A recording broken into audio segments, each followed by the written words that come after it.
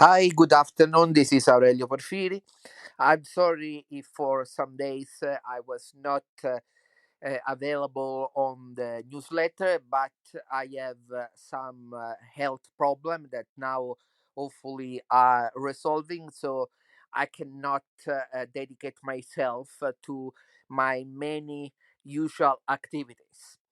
Now, today, you may be curious about the title of my podcast. The good people will not save the liturgy. What it means? First of all, I want to say I really think that the pre-conciliar mass, so that we understand what I mean, is a masterwork of art, of faith, and of spirituality. So that this has to be clear and should be a very clear that I'm not in any way disparaging this kind of liturgy. And indeed, what I want to say is in respect of the dignity of this liturgy and not the opposite. So, why I say that the good people will not save the liturgy? Uh, you know what I mean for good people. The good people are those people that uh, are always speaking if as if the future of the liturgy depends on them. No, you see them; they are always with a kind of very very sad appearance. They want they want you to feel their grievance at the state of the liturgy, so that they show you how much they are sad about that, and they are always talking like the future of the Catholic Mass depends from them. So I really think that it's important to talk about the sad situation of the liturgy. I mean, the Catholic liturgy we have today is really a disaster. I have always repeated this: is a disaster, and the post Vatican II reform, even if were done in good faith by some people. I want to think that some people really have good faith in doing that reform, and I can make you an example immediately. In the past, I was in a very good relationship with Father Carlo Braga. Father Carlo Braga, some of you may know his name. He was an assistant of Father Annibale Bugnini. I mean, I'm sure many of you think very badly about Father Bugnini. I'm myself also. I'm not a fan of him, but I have to say, with Father Braga, that also wrote some important books about the reform of the Holy Week under Pius XII, and also about the liturgical reform after Vatican II. We have several discussions. Of course, I mentioned to him that I was very frustrated with the way the liturgy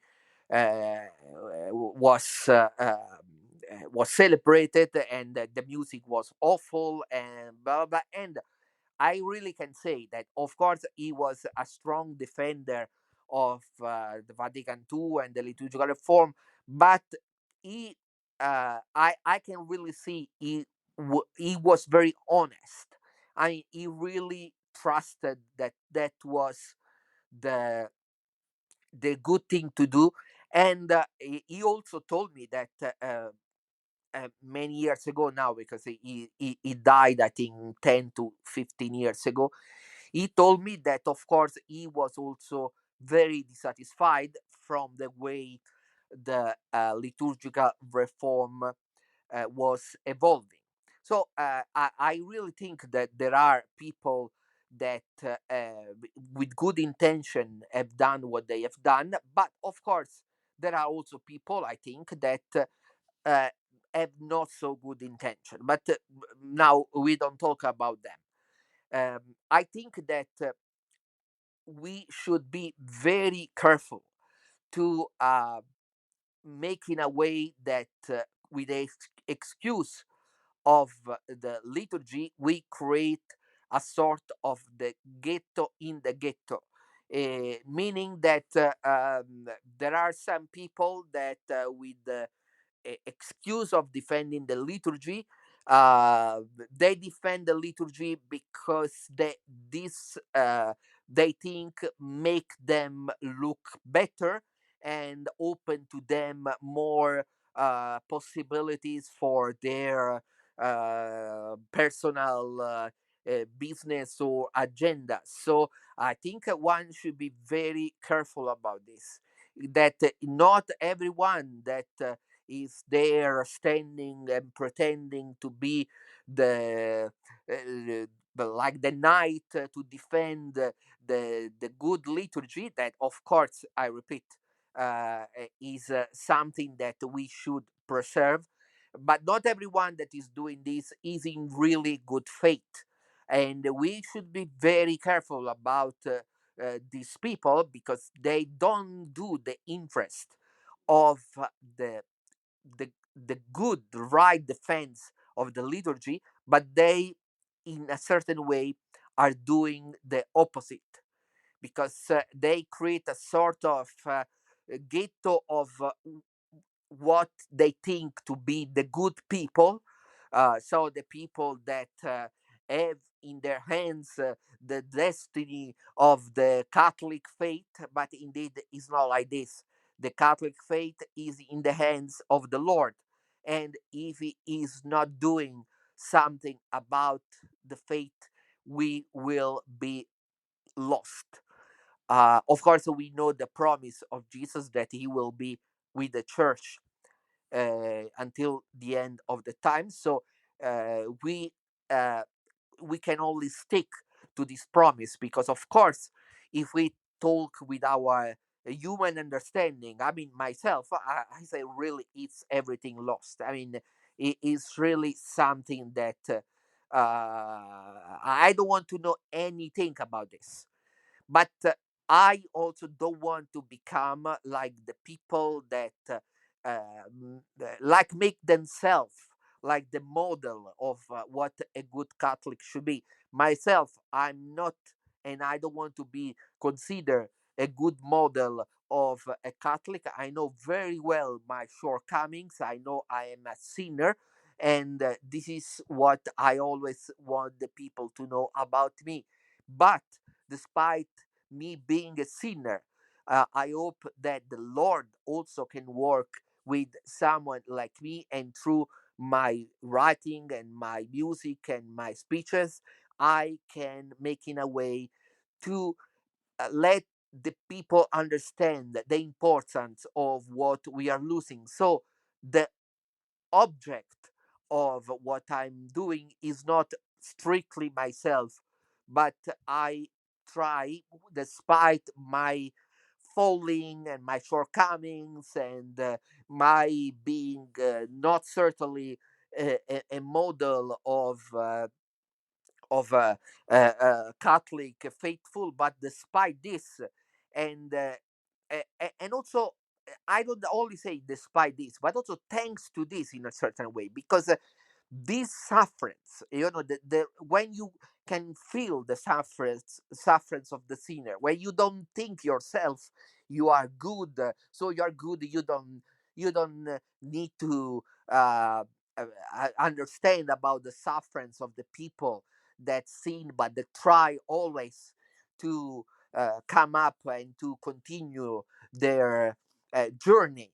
So thanks to the suffering, I am more and more able to understand how much I miss the kind of liturgy, the kind of teaching that make me really to want to return to the good way, and not going to the way of sin. This is exactly what is that the sinner, so the people that are honest with themselves. Because if you think, really, we are all sinners. uh, only the Lord is good, not we are not. But as I say, there are these people, no, that I mean, they look like a sort of earthly saints, you know, these people that you see always there with this very devoted and pious faces, you know, that they show you how much they are suffering for you, not Jesus, but them that suffer for you, because they are the one that will save the Catholic faith from this disaster that is happening now. So I just tell you, there are very good people that really are struggling to fight for the liturgy, for the faith, for to return to the right understanding of the Catholic faith. But these are not the people I'm talking. These people I'm talking, the good people, in quote, good people, in quote, they should be not concerned about saving others, but they should be concerned to saving themselves.